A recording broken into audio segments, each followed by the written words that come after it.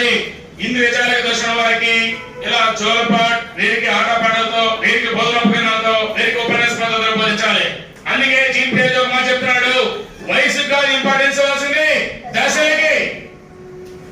For example ఆ పిల్లవాడు 7 సంవత్సరాల వయసుకి ఉపన్యాస పద్ధతిలో చెప్పినవాడు అర్థం చేస్తున్నాడు. అప్పుడు వాడికి వయసుకి మించిన ఆలోచన ఉన్నాయి. అప్పుడు ఈ దశ తీసుకోకూడదు. వాడి దశ అమృత. వాడికి 16 సంవత్సరాల వయసు ఉంది, వాడికి ఉపన్యాస పద్ధతి చెప్తే అర్థం కాలేదు.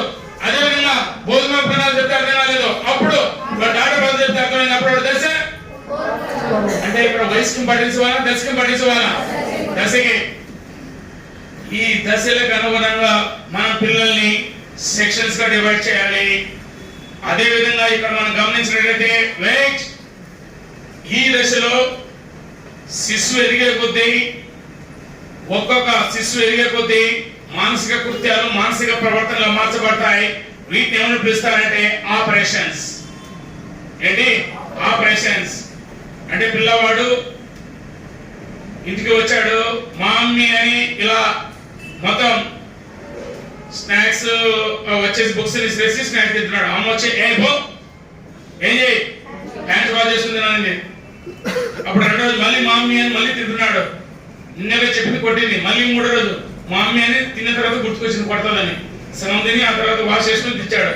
4వ రోజు మమ్మీ వాష్ చేసుకుని చూడు మమ్మీ అని ఇలా ఒక్కొక్కటి మనం చేపిస్తే వాడు ఎదిగే కొద్దీ ఏం చేస్తారంటే అది మెంటల్ గా ఫిక్స్ అయిపోతుంది. కాబట్టి శిశువు ఎదిగే కొద్దీ మానసిక కృత్యాలు, మానసిక ప్రవర్తన మార్చబడతాయి.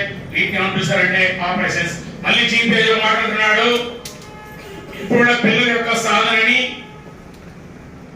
హైయెస్ట్ మార్క్స్ తో మనం ఇప్పుడు కూడా గరిష్ట నిష్పత్తితో పోల్చకుండా పూర్వ సాధనని ప్రస్తుత సాధనతో పోల్చాలి. లేదా ఆయనకి ఎన్నో వచ్చినాయి 5 హైయెస్ట్ 25 నోరు మూయి అని తిట్టకూడదు.